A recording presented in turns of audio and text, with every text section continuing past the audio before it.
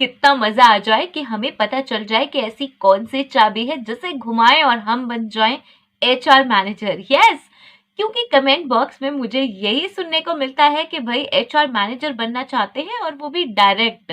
तो कोई चाबी ही होगी जो ये हेल्प करेगी हमें, या फिर कुछ और है जो हमें हेल्प करेगा।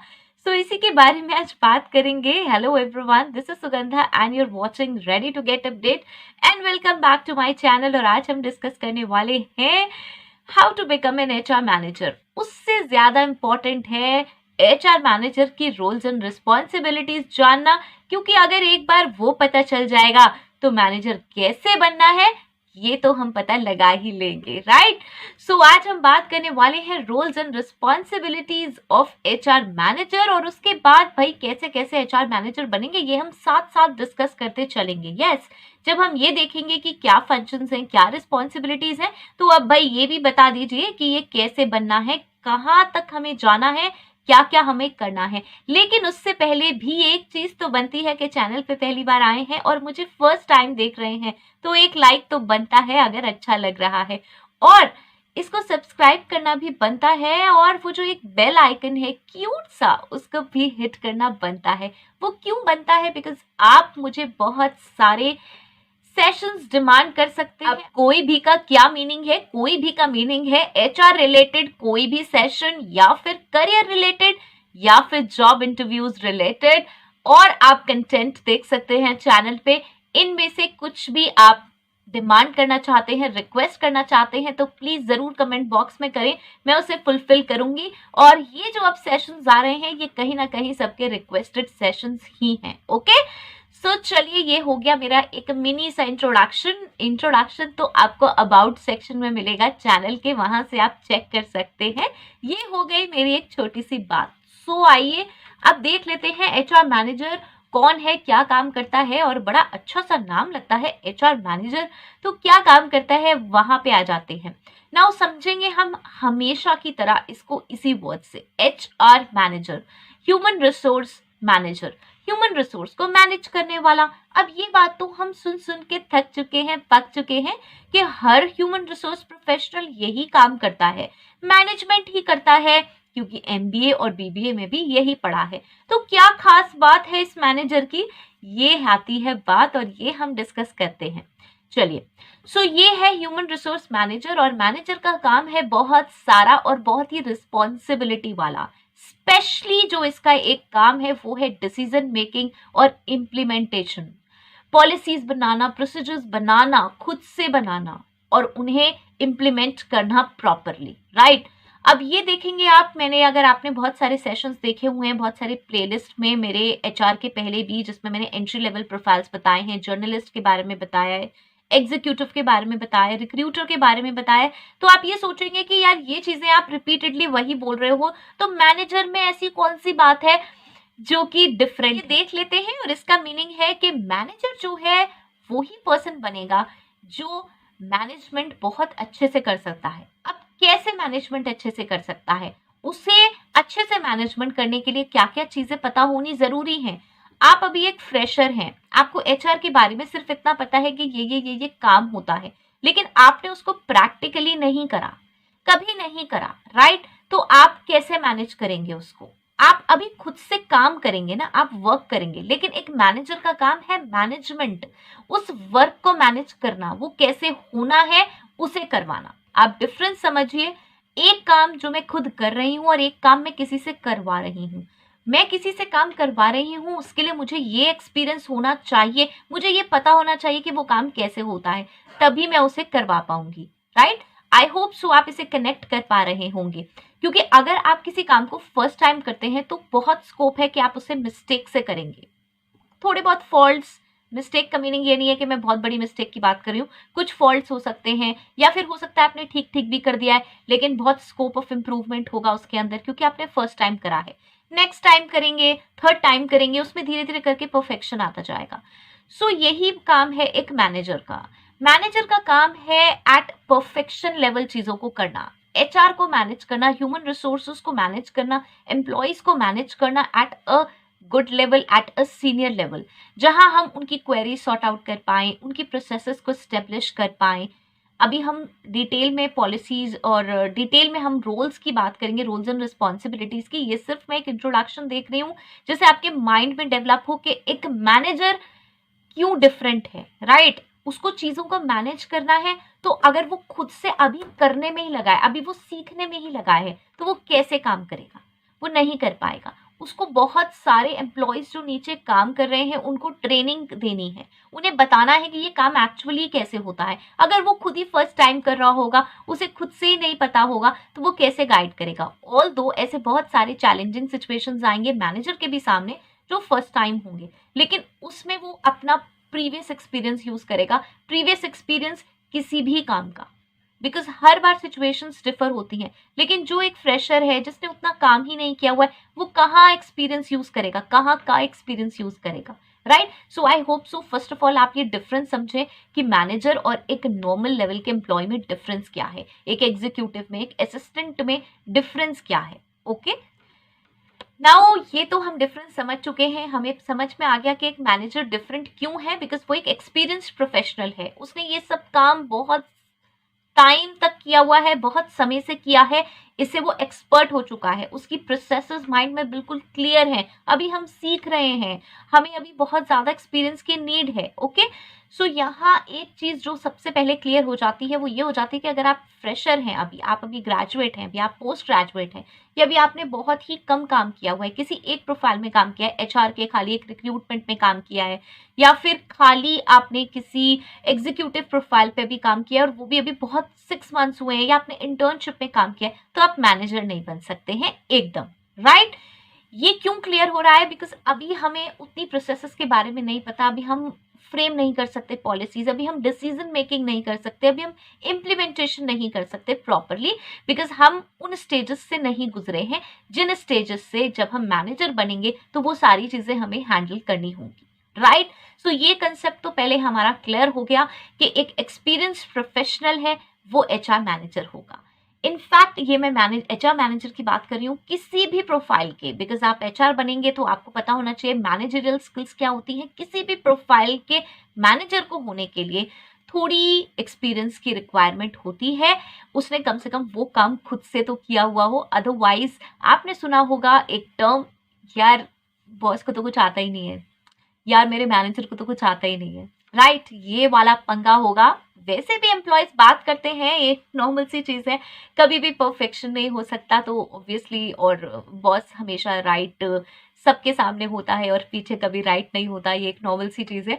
तो ये सब चीजें चलती रहेंगी, बट ग्राउंड लेवल पे अगर आप साउंड हैं तो आप इन सब चीजों को हैंडल कर लेंगे, टीम को हैंडल कर लेंगे। ओके, सो सबसे पहले तो हमारा ये डिलेमा खत्म हुआ कि भाई हम अभी अभी फ्रेशर हैं, अभी अभी हम एकदम उठकर मैनेजर नहीं बन सकते। ओके, सो अब हमें क्या करना पड़ेगा? मैनेजर बनने के लिए हमें किसी और जूनियर लेवल के प्रोफाइल में पहले जाना पड़ेगा, वहां पे स्टेप इन करना पड़ेगा। किसी भी एचआर के एंट्री लेवल प्रोफाइल में, HR assistant, HR executive, HR journalist, ऐसे किसी भी प्रोफाइल में आप पहले जॉब्स लें, उसके बाद उसमें काम करें, उसके बाद आपको खुद अपने आप से स्टेप बाय स्टेप पता चल जाएगा कि how you can become an HR manager, right? आप कोई भी प्रोफाइल ऑप्ट कर सकते हैं। अगर आप रिक्रूटमेंट मैनेजर बनना चाहते हैं तो रिक्रूटमेंट का प्रोफाइल चूज कर सकते हैं, एचआर रिक्रूटर बन सकते हैं।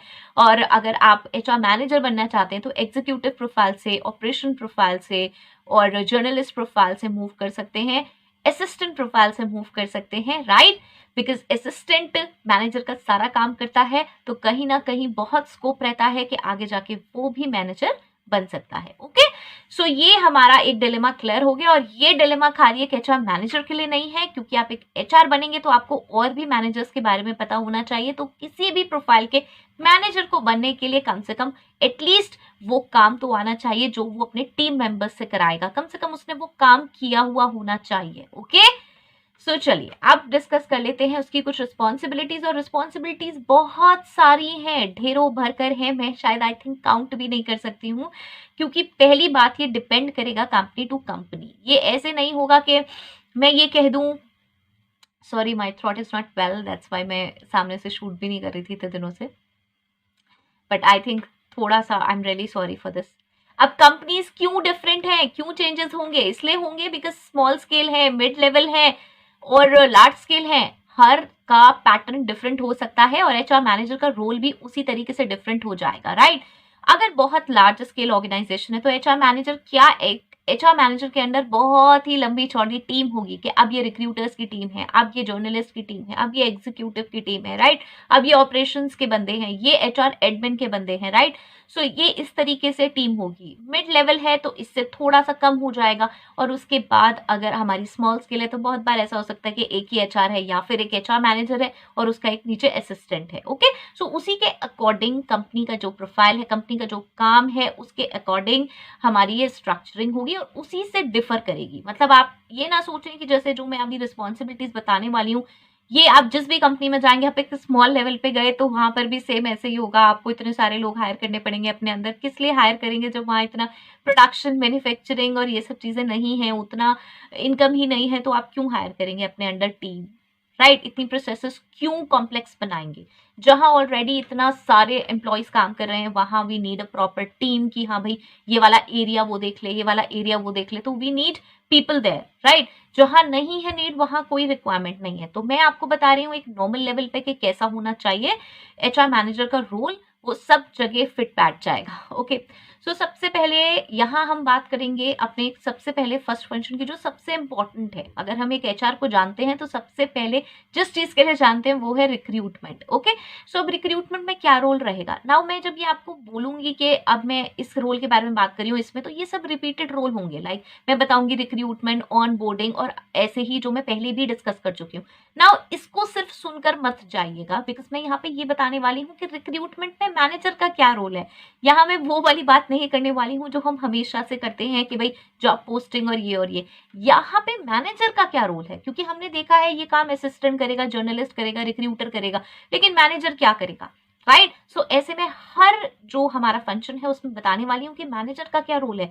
सो अगर आप किसी एंट्री लेवल प्रोफाइल पे जाने वाले हैं तो ये जानना इसलिए जरूरी है कि आपको ये पता हो कि आपका दायरा कितना है और आपके मैनेजर का दायरा कहाँ से शुरू होता है। ओके, जिससे कि आप वहां पर आराम से काम कर सके। मतलब कि ऐसा ना हो कि आप ऐसे कोई डिसीजंस ले लें जो कि मैनेजर के प्रिव्यू में आते हैं। ओके, जो कि मैनेजर ही ले सकता है, वो डिसीजंस आपको नहीं लेने हैं, आपका काम करने का है, राइट।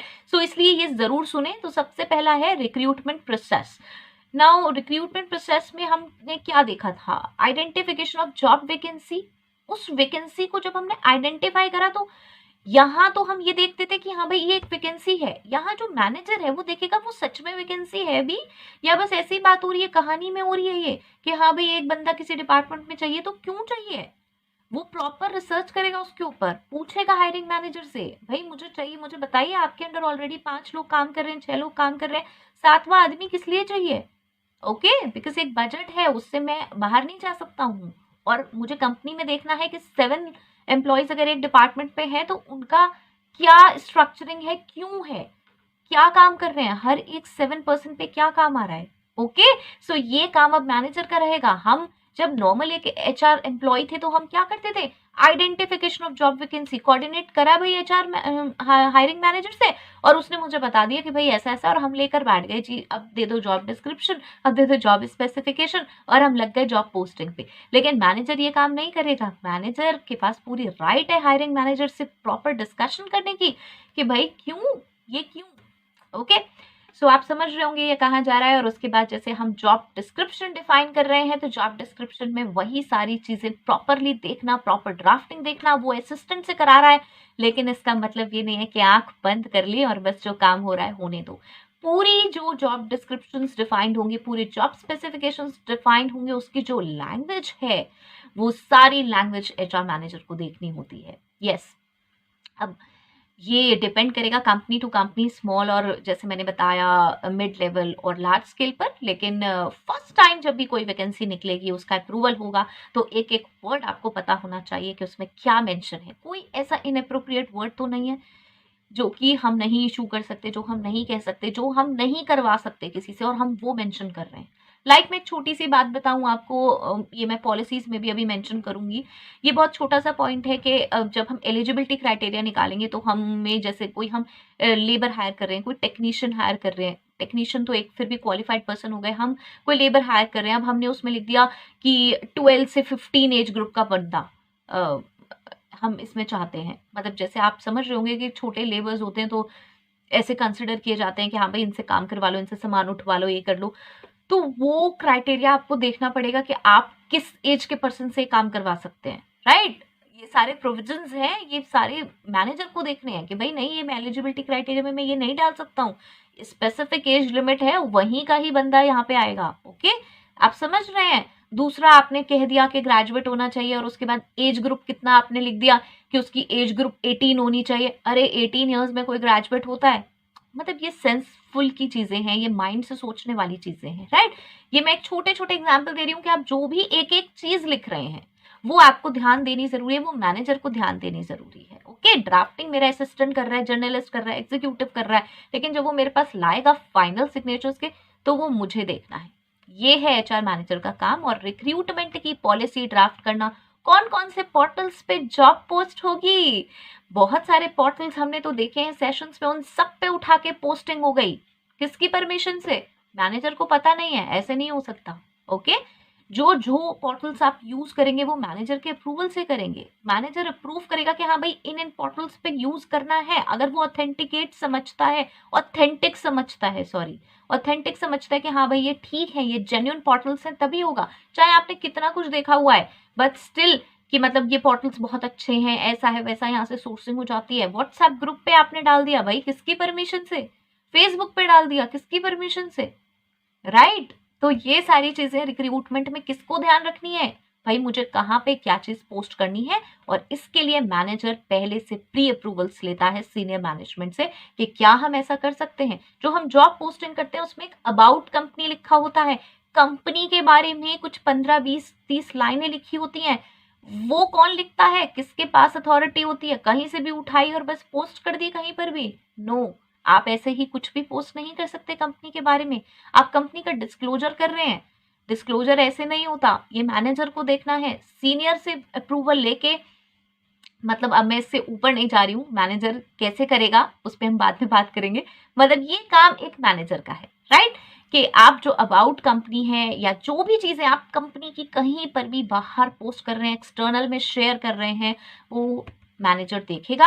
आप ऐसे नहीं कर सकते अपने मन से उठा के। और अगर आप एक नॉर्मल लेवल पे एचआर पे काम कर रहे हैं, किसी भी प्रोफाइल में, रिक्रूटमेंट में या कहीं पर भी काम कर रहे हैं, तो ये ध्यान रखें कि ये सारी चीजों के अप्रूवल मैनेजर से जरूर लें कि ये आप पोस्ट कर सकते हैं, नहीं कर सकते। ऐसा नहीं कि उठाया, वेबसाइट से उठाया, इधर से उठाया, उधर से उठाया और पोस्ट कर दिया। यू हैव टू आस्क, जब भी आप जॉब पोस्टिंग्स कर रहे हैं तो आप पोर्टल्स की परमिशन लें और उसके बाद ये भी पूछें कि भाई ये चीजें हम क्या पोस्ट कर सकते हैं, नहीं कर सकते हैं। ओके, सो ये हो गया। आई होप सो ये मैंने बहुत लॉन्ग स्ट्रेच कर दिया, बिकॉज मैं आपको यहाँ ये बताना चाहती हूँ कि मैनेजर का कितना बड़ा रोल है। ये जो डिसीजंस हैं ये इंपॉर्टेंट हैं।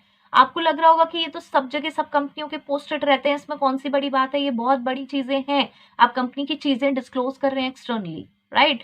सो इसमें ये ध्यान रखना जरूरी है, क्या चीजें कॉन्फिडेंशियल हैं, क्या चीजें नहीं करनी है, ये मैनेजर को ही पता होगा। ओके, सो ऐसे ही रिक्रूटमेंट की सारी प्रोसेसेस, सब कुछ वो ही डिजाइन करेगा। आपको काम करना है, जब वो अप्रूव कर देगा तो पोस्टिंग्स ऑब्वियसली आप करेंगे, वो खुद से नहीं करेगा। लेकिन वो जो पोस्टिंग है उसकी एक एक लाइन, उसका एक एक वर्ड देखना, और जो भी आप उसमें पब्लिश कर रहे हैं मैटर, उसमें क्या क्या मेंशन है, क्या क्या चीजें नहीं होनी चाहिए, क्या क्या चीजें होनी चाहिए, वो देखना। सेम वे न्यूज़पेपर एडवर्टाइजमेंट निकाल रहे हैं, कुछ भी निकाल देंगे उठा के, मेरी कम्युनिकेशन स्किल्स बहुत अच्छी है, मैंने बना दिया। नहीं, यू कैन डू दिस। आपको बनाना है, आप ड्राफ्ट बनाइए, उसके बाद अप्रूवल कौन करेगा? मैनेजर करेगा। अब यहाँ पे बहुत सारे लोग ऐसे होंगे जो खाली एक सिंगल हैंडेड एचआर काम कर रहे होंगे, तो वो सब ऑब्वियसली वो अपने आप में पूरी तरह से मैनेजर हैं, बिकॉज कंपनी उतनी बड़ी नहीं है, तो एक ही एचआर काम कर रहा है, उसको रख लिया है। तो ऑब्वियसली वो किन से कोऑर्डिनेट करता होगा? वहाँ पे जो डायरेक्टर्स या सीईओज होंगे उनसे कोऑर्डिनेट करता होगा। तो वो उनके मैनेजर्स हो गए, वो उनके सीनियर लेवल मैनेजर्स हो गए, सीनियर रिपोर्टिंग मैनेजर्स हो गए, तो वहाँ वो बात सफिशिएंट है, राइट। बट ये सारी चीजें करते वक्त आपको इन सब चीजों का ध्यान रखना है। अगर आप सिंगल हैंडेडली एक एचआर काम कर रहे हैं, तो आप कोई भी कंपनी की जो इन्फॉर्मेशन डिस्क्लोज कर रहे हैं, तो प्लीज अपने सीनियर्स से जरूर एक बार पूछें कि क्या ये आप डिस्क्लोज कर सकते हैं, क्या ये मैटर वहां जा सकता है, नहीं जा सकता है। ओके, सो ये था हमारा रिक्रूटमेंट। आई थिंक ये सेशन बहुत स्ट्रेच हो जाएगा, बहुत लॉन्ग हो जाएगा, लेकिन मैं आपसे रिक्वेस्ट करूंगी कि प्लीज प्लीज प्लीज इस सेशन को पूरा देखें, शेयर भी करें, और नोट करना चाहें तो प्लीज़ ज़रूर नोट करें, बिकॉज़ ये चीज़ें आपको प्रॉब्लम करेंगी। आप चाहे किसी भी लेवल पे काम करेंगे और ऑब्वियसली आप जिस भी लेवल पे रिक्रूट हुए हैं वहाँ नहीं रहना चाहेंगे, आप भी जाना चाहेंगे ऊपर, और ऊपर जाना चाहेंगे तो ये सारी चीज़ें ध्यान रखनी ज़रूरी है। ओके, नाउ सेकंड, चलिए मैं थोड़ा-सा ट्राई करूँगी जल्दी-जल्दी बोलने की। Second, onboarding. ऑनबोर्डिंग प्रोग्राम क्या है? ऑनबोर्डिंग जैसा कि हम जानते हैं वेलकम है एम्प्लॉय का, एक हम प्लान करते हैं, इस पे आप सेशन देख सकते हैं। जब भी कोई एक एम्प्लॉय आता है हम उसे रिक्रूट करते हैं, उसका सारा कुछ पूरा हो चुका होता है, मीन्स उसका सिलेक्शन पॉइंट और उसका ऑफर लेटर एक्सेप्टेंस हो चुका होता है। फिर जब वो आता है तो डे 1 ओरिएंटेशन कराते हैं और उसके बाद हम प्लान करते हैं ऑनबोर्डिंग। ऑनबोर्डिंग 30, 60 और 90 डेज का एक प्लान होता है जिसमें हम एम्प्लॉय को अपनी कंपनी में कंफर्टेबल फील करवाते हैं, उसको उसका एक प्रोसेस है उसके थ्रू लेके जाते हैं। उसका पहले तो ओरिएंटेशन में आप पूरा सब जगह सबसे सेमिनार में कॉन्फ्रेंस में वेलकम कर देंगे और उसके बाद उसका डॉक्यूमेंटेशन कंप्लीट हो, उसके बाद उसे चीज़ें प्रोवाइड की जाएंगी जो कि उसकी ऑफिशियल चीज़ें हैं, आई कार्ड्स हैं, सिस्टम एलोकेट करना है, लैपटॉप एलोकेट करना है, वो चीज़ें जो उसे काम में आएंगी, जो उसको काम में हेल्प करेंगी। ओके, सो ये एक प्रोसेस है। अब इसमें क्या, इस पूरे प्रोसेस को कौन डिज़ाइन करता है? आप क्या सोचते हैं? एक असिस्टेंट डिज़ाइन करता है? No, I am really sorry, ये एक मैनेजर डिज़ाइन करता है, उसको अप्रूव करता है और फिर जो काम करने वाला काम है वो असिस्टेंट करता है कि अब इसके लिए क्या क्या करना है, आईटी में जाना है, उसे ये देना है, उसे ये करना है, उसे वो करना है, वो सारा काम फिर असिस्टेंट्स करते रहेंगे। हमारा काम क्या है, उस पूरे प्रोसेस को देखना कि वो प्रोसेस प्रॉपरली इम्प्लीमेंट हो, वो प्रोसेस प्रॉपरली बने, और वो कैसे बनेगा, मतलब प्रॉपर स्ट्रक्चरिंग उसकी वो मैनेजर ही करता है। ओके, ये जरूर है कि वो इंस्ट्रक्शन देगा असिस्टेंट को कि हाँ भाई ऐसे ऐसे ड्राफ्ट कर लो, लेकिन वो किसके माइंड से होगा, वो मैनेजर के माइंड से होगा। ओके, सो ये हो गया सेकंड हमारा ऑन बोर्डिंग। नाउ थर्ड पे आ जाएगा हमारा policies and procedures. Policies and procedures draft करना, और वो भी as per policy. Leave policy बना दी कुछ भी बिना सर पैर के उठा के। मैं तो एचआर हूँ, मैंने तो एक सेशन देखा था, ऐसे ऐसे बनाते हैं, मैंने बना दी और मैंने उसको इम्प्लीमेंट कर दिया। You can't implement it. Yes, एक एचआर मैनेजर करेगा क्योंकि वो लॉज को जानता है, वो लीगल चीजें पढ़कर आया है, उसको पता है कि ये लीगली आप कर सकते हो, नहीं कर सकते हो। ईएल कितने पे मिलती है, ईएल क्या होती है, अर्न लीव का मीनिंग क्या होता है, सीएल कैजुअल लीव क्या होती है, SL sick leave, medical leave ये क्या होती है, मैटरनिटी लीव क्या होती है। आपने उठा के काट दिए, किसी ने मैटरनिटी लीव ली है, ऐसे नहीं काट सकते क्योंकि आपको मैटरनिटी बेनिफिट एक्ट नहीं पता, राइट। आप ऐसे ही और भी बहुत सारी पॉलिसीज हो सकती हैं, मैं यहाँ डिटेल और ज़्यादा नहीं जाऊंगी बिकॉज ऑलरेडी बहुत सेशन एक्सटेंड हो रहा है। इसमें से कुछ भी आप डिटेल में जानना चाहते हैं तो मुझे प्लीज़ कमेंट बॉक्स में बताएं। ओके, नेक्स्ट आ सकता है फोर्थ, ट्रेनिंग एंड डेवलपमेंट हम कर सकते हैं। ट्रेनिंग एंड डेवलपमेंट में वही है कि एम्प्लॉयज़ का जो ट्रेनिंग प्रोग्राम है वो कौन बनाएगा। ऑब्वियसली कोऑर्डिनेट कौन करेगा, असिस्टेंट, जर्नलिस्ट या एग्जीक्यूटिव्स या ऑपरेशंस या एडमिन के बंदे, लेकिन उसको कौन बनाएगा, उसको बनाएगा एक एचआर मैनेजर। भाई ट्रेनिंग कैसे कैसे होगी, कितने कितने लेवल पे होगी, क्या फीडबैक सिस्टम होगा, कैसे होगी, वर्चुअल होगी, ऑनलाइन होगी, ऑफलाइन होगी, virtual and online are same. Okay, मैंने फ्लो में बोल दिया। उसके बाद मतलब उसके बाद कुछ सर्टिफिकेशन इशू होना है तो वो होगा, कितने वीक्स का प्रोग्राम होगा, इंटर्न्स को उसमें लगाना है या फिर जो एम्प्लॉयज़ हैं उनके लिए होने वाला है। ओके, सो ये सारी चीज़ें आपको मतलब ये सारी चीज़ें मैनेजर प्लान करेगा। उसके बाद आ जाएगा, चलो एक और डिस्कस कर लेते हैं, फिफ्थ इज HRIS। ना ये एक बहुत ही मोस्ट अवेटेड है सेशन, इस पे मेरा एक सेशन भी बना हुआ है।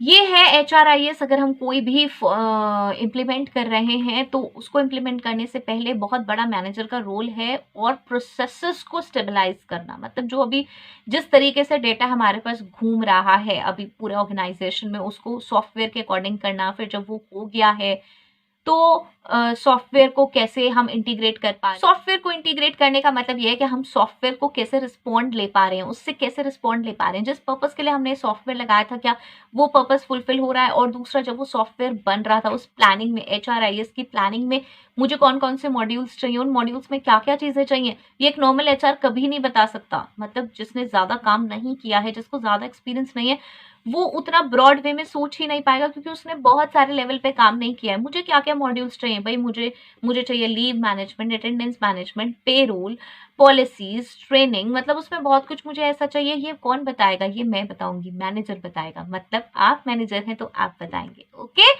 सो ये है हमारा HRIS हो गया। अब तक हो चुके हैं 5 पॉइंट। अब नेक्स्ट आ जाएगा, इसके बाद आ जाएगा 6th पॉइंट, और ये है बहुत इंपॉर्टेंट, क्योंकि ये है पेरोल मैनेजमेंट। कैसे पेरोल को मैनेज करना है। सारी एक एक सैलरी, एक एक एम्प्लॉय की मंथली सैलरी किस टाइम पे जाएगी, कौन से जो टैक्सेस हैं वो किस समय कैसे कैसे जमा हो जाएंगे। ऑब्वियसली लॉ के अकॉर्डिंग डेट्स हैं, तो आप कहेंगे कि भाई वो तो उसी डेट के हिसाब से होंगे। नहीं, ऐसे हमें प्लान करना पड़ेंगी सारी चीजें, क्योंकि फंड हैं जो प्रॉपर टाइम पे डिपॉजिट होने हैं, PF डिपॉजिट होना है, ESI डिपॉजिट होना है, उसके चालान जनरेट होने हैं। वो सब कब होगा? वो एक असिस्टेंट करता रहेगा अपने आप से सोच साच के कि हाँ भाई ठीक है, ये अब मैं डेट चेक कर लूं, अब मैं ऑनलाइन डेट चेक कर लूं, इसकी डेट निकल गई, उसकी डेट निकल गई। अरे उसे कुछ गाइडलाइंस तो मिलेंगी ना। गाइडलाइंस कौन देगा? HR manager. ये नहीं है वो रोज गाइडलाइन देगा, ऑब्वियसली वो बता देगा पहले एक आध महीने के, हाँ भाई ये डेट्स होती हैं और मुझसे ये साइनिंग करानी है। जब वो पेरोल बनेगी तो उसमें पूरा रोल रहेगा एक HR मैनेजर का। जब वो बन के आएगी तो वो देखना वो सही बनी है नहीं बनी है। नाउ यहाँ बहुत सारे लोग मुझसे कहेंगे कि मैनेजर्स ऐसे नहीं देखते हैं हर बार, और क्योंकि आजकल सब कुछ सॉफ्टवेयर से होता है और मिस्टेक्स होती नहीं है, सब कुछ percentage and everything is calculated, Excel में प्रॉपर कैलकुलेट हो जाती है, तो जरूरत ही नहीं पड़ती। ये तो जर्नलिस्ट भी कर देते हैं आराम से, या पेरोल मैनेजर भी कर देते हैं, या फिर पेरोल एग्जीक्यूटिव सॉरी कर देते हैं। मैनेजर है तो मैनेजर तो फिर इसीलिए अपॉइंट किया गया है, अगर पेरोल एग्जीक्यूटिव है तो वो भी कर देता है। तो this is a wrong practice, मैं स्लाइटली यहाँ पर कहूंगी। मैं यही एक्सपेक्ट करती हूँ कि मैनेजर को पेरोल जरूर देखनी चाहिए। ऐसा नहीं है कि बस सॉफ्टवेयर हैं, एक्सेल है और आपके बहुत अच्छे असिस्टेंट्स हैं तो आप वहां छोड़ दें। एक एक रिस्पॉन्सिबिलिटी बहुत ही बड़ी होती है इसकी। जब एम्प्लॉयज हमारे लिए इतना काम कर रहे हैं तो हमारा इतना बनता है कि हम पेरोल को जरूर देखें। किसी की भी एक भी मिस्टेक नहीं होनी चाहिए। बहुत बार मिस्टेक्स बहुत बाद में पता चलती हैं, क्योंकि बहुत बार तो फुली सैलरी जा रही होती है, तो कई चीज़ें ट्रेसेबल नहीं होती, लेकिन बाद में वो टैग होते होते पता चल जाता है। और बहुत बार ऐसे डिस्प्यूट्स रहते हैं जो कि बहुत पहले से चले आ रहे होते हैं और वो सॉफ्टवेयर में शो करते रहते हैं, लेकिन हम भी अरे यार चलो ठीक है फिर देख लेंगे और नहीं होती तो राइट, उसे मंथली जरूर रिव्यू करें। ये बहुत इंपॉर्टेंट है। ओके, उसके बाद 7th आ जाएगा कंपेंसेशन एंड मैनेजमेंट। और ये बहुत इंपॉर्टेंट पॉइंट है। हम जब रिक्रूटमेंट्स करते हैं तो हमारे पास एक बजट है। ऐसा नहीं है आप कितने को भी, यार उसका मन ऐसा लग रहा था, कैंडिडेट बहुत अच्छा था और बड़ा मायूस सा हो गया था तो मैंने उसे इतनी सैलरी ऑफर कर दी। घर से जा रहे हैं पैसे की, इतनी सैलरी ऑफर कर दी, राइट। तो इस चीज का ध्यान रखना है। ओके, और आप किसी का काट भी नहीं सकते। जो आपका बजट है, जो आपने प्रोफाइलिंग की हुई है, जो रिसर्च करके और स्किल्स बेस्ड, एक्सपीरियंस बेस्ड आपने अपने लिए एक अमाउंट रखा हुआ है कि हाँ इस प्रोफाइल के लिए इतना है, उसमें बहुत ज्यादा कटिंग आप ऐसे नहीं कर सकते कि आपने अपने मन से किसी से बदला निकालने के लिए, जी नहीं ये मुझे कैंडिडेट ठीक है चाहिए था, मुझे ज्यादा पसंद नहीं था तो चलो मैंने इतनी सैलरी दे दी। ये आप प्रैक्टिस नहीं कर सकते हैं। एंड इसमें मैं एक चीज कहूंगी कि यहाँ पे एक ह्यूमन फैक्टर बहुत इंपॉर्टेंट है। आप एक HR मैनेजर हैं तो ये बहुत इंपॉर्टेंट है कि आप इस चीज का ध्यान रखें कि कोई एम्प्लॉय आपके सामने आ रहा है, कोई कैंडिडेट आपके सामने आ रहा है और सैलरी नेगोशिएट कर रहा है, तो हम कहाँ तक जा सकते हैं और कहाँ तक हमारी लिमिट है कंपनी के अकॉर्डिंग, और कितना वो कैंडिडेट डिजर्व करता है, ये बिल्कुल जेन्युइनली देखें। ओके, और ऐसे ही जब अप्रेजल्स होते हैं, परफॉर्मेंस अप्रेजल्स होते हैं, वहां पे भी एम्प्लॉय के वहां पे भी बिल्कुल जेन्युइनली चीजों को देखें। तो कंपेंसेशन एंड बेनिफिट्स आप ऐसे नहीं डिसाइड कर सकते हैं। पहली बात, मिनिमम वेजेस एक्ट के बारे में पता होना जरूरी है प्रॉपरली। आप किसी लेबर को कम अमाउंट नहीं दे सकते, वहां पे भी प्रॉब्लम्स अराइज हो जाएंगी। सो एक्ट की नॉलेज होनी भी यहाँ पर बहुत जरूरी है। ओके, अब आ जाता है, चलो ये सारी चीजें हमने डिस्कस कर ली। आई थिंक मैंने सारे कॉर्नर्स डिस्कस कर लिए। एक जो सबसे ज्यादा इंपॉर्टेंट कॉर्नर बचा है और वो है हमारा 8th पॉइंट कह सकती हूँ, और वो है ग्रीवेंस मैनेजमेंट या फिर people management, people and culture management. बहुत इंपॉर्टेंट है। आपने सब कुछ किया हुआ है अपनी कंपनी में, लेकिन आप रिटेन नहीं कर पा रहे हैं एम्प्लॉय को। क्यों नहीं कर पा रहे हैं? एम्प्लॉय कुछ प्रॉब्लम लेके आपके सामने आया, किसी भी HR के पास लेके आया, पहली बात तो आपने कहा कि भाई अपने लेवल पे सॉर्ट आउट कर लो, मेरे पास नहीं आना चाहिए कोई बंदा। फिर भी भाई आपके जूनियर से या असिस्टेंट से नहीं हैंडल हुआ, वो आपके पास आया, आप में इतना एटीट्यूड है कि यार ठीक है रिजाइन कर रहे हो ना, ठीक है खत्म करो, this is not the way. आपको उसे काउंसिल करना चाहिए, उसे पूछना चाहिए क्या प्रॉब्लम है। अगर आपकी ऑर्गेनाइजेशन में कुछ प्रॉब्लम एग्जिस्ट कर रही है तो आपको पूछना चाहिए उससे, बिकॉज वो प्रॉब्लम जो भी एम्प्लॉय आएगा उसके साथ होगी, उसको रेक्टिफाई कीजिए, वहीं के वहीं खत्म कीजिए। खाली एक कैंडिडेट वॉइस रेस कर रहा है इस वजह से उसे निकाला जाए, this is not right, because जो भी आएगा उसके साथ यही प्रॉब्लम होगी और वो वैकेंसी कभी फिल नहीं हो पाएगी। ओके सो यहाँ क्या है, ये ग्रीवेंस मैनेजमेंट बहुत ज्यादा इंपॉर्टेंट चीज है। किसी भी पॉइंट से रिलेटेड ग्रीवेंसेस हो सकते हैं, एंड आई हैव सीन कि जब ग्रीवेंसेस सॉल्व हो जाते हैं तब एम्प्लॉयज कितनी ज़्यादा खुश होते हैं और कितना ज़्यादा आपको अप्रिशिएट करते हैं, कितना ज़्यादा आपको रिस्पेक्ट करते हैं। आई नो ये एक ऐसा जॉब है मैनेजरियल लेवल पर तो सारा ही ठीकरा हमारे सर पे फूटता है। यस इतना ज़्यादा इन कंधों पर वजन होता है कि सब कुछ मतलब ऊपर ऑर्गेनाइजेशन ओनर कंपनी मतलब और भी सारी चीज़ें हैं, वो उनके डिसीजंस को हम इम्प्लीमेंट कर रहे हैं, लेकिन सारी चीज़ हमारे ऊपर आती है कि बस आपका डिसीजन था, आपने ऐसा किया, आपने वैसा किया। वो फिर भी आएगी, बहुत थैंकलेस जॉब है, वो फिर भी आएगी, बट हमें कुछ चीज़ों का ध्यान रखना है कि जब कोई एम्प्लॉय आ रहा है उसके ग्रीवेंसेस को प्रॉपर सुने, उसे सॉर्ट आउट करें।